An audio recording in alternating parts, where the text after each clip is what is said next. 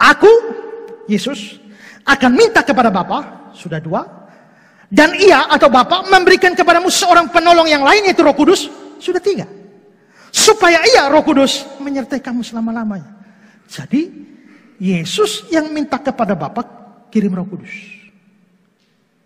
Yohanes 15 ayat 26. Jika penghibur, Roh Kudus, yang akan kuutus, ku itu Yesus, dari Bapa datang, yaitu Roh kebenaran, yang keluar dari Bapa, ia, Roh Kudus, akan bersaksi tentang aku.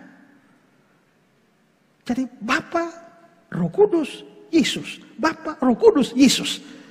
Kelihatannya 3 pribadi ini dalam semua karya mereka itu kerjasama.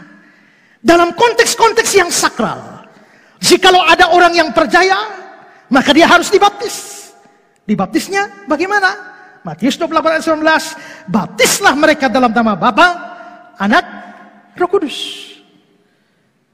Dalam kebaktian setelah saudara semua datang berbakti, mau pulang, harus dapat berkat. Berkatnya dari siapa? 2 Korintus 13 ayat 13, kasih karunia dari Tuhan Yesus Kristus, dan kasih Allah itu Bapa, dan persekutuan Roh Kudus. Berarti Bapa, Anak, Roh Kudus. Saudara terima berkat semua, itu dari 3 pribadi ini. Wah. Kalau begitu, kita bisa lihat bahwa Bapa, Anak, Roh Kudus selalu bekerja sama di dalam apapun yang mereka lakukan.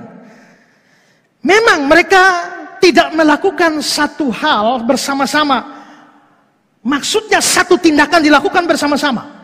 Satu tindakan bisa dilakukan oleh Allah Bapa, tapi Yesus Roh Kudus pasti terlibat.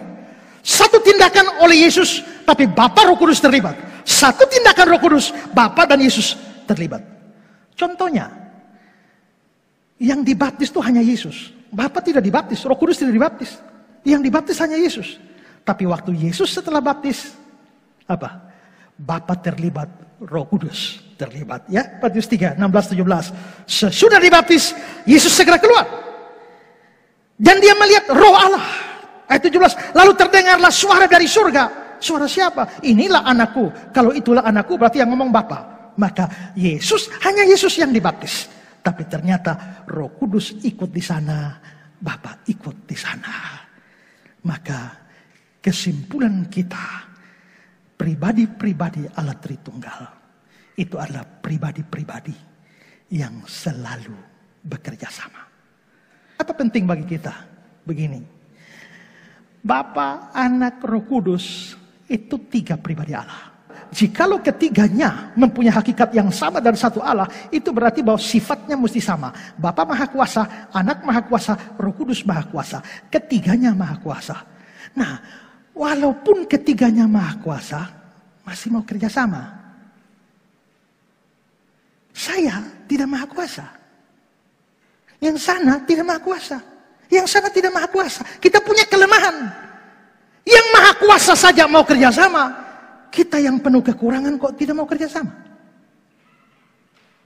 Maka belajar dari sini sebenarnya adalah bahwa kita belajar dari Allah Tritunggal. Kita mendapatkan keteladanan untuk kerjasama Kristiani. Kita punya kelemahan masing-masing. Itulah sebabnya kita harus bekerja sama. Suami istri, orang tua dengan anak-anak, majikan dan pembantu, bahkan di dalam pelayanan. Berdua lebih menguntungkan daripada seorang diri. Kalau mereka bekerja, hasilnya akan lebih baik. Maka perlu kerja berdua. Kalau yang seorang jatuh, yang lain dapat menolongnya. Tapi kalau seorang jatuh padahal dia sendirian, celakalah dia. Karena tidak ada yang dapat menolongnya. 11. Pada malam yang dingin, 2 orang yang tidur berdampingan dapat saling menghangatkan. Tapi bagaimana orang yang bisa menjadi hangat kalau sendirian? 2 orang yang berpergian bersama dapat menangkis serangan. Tapi orang yang sendirian mudah dikalahkan. 3 utas tali yang dijalin menjadi 1 sulit diputuskan.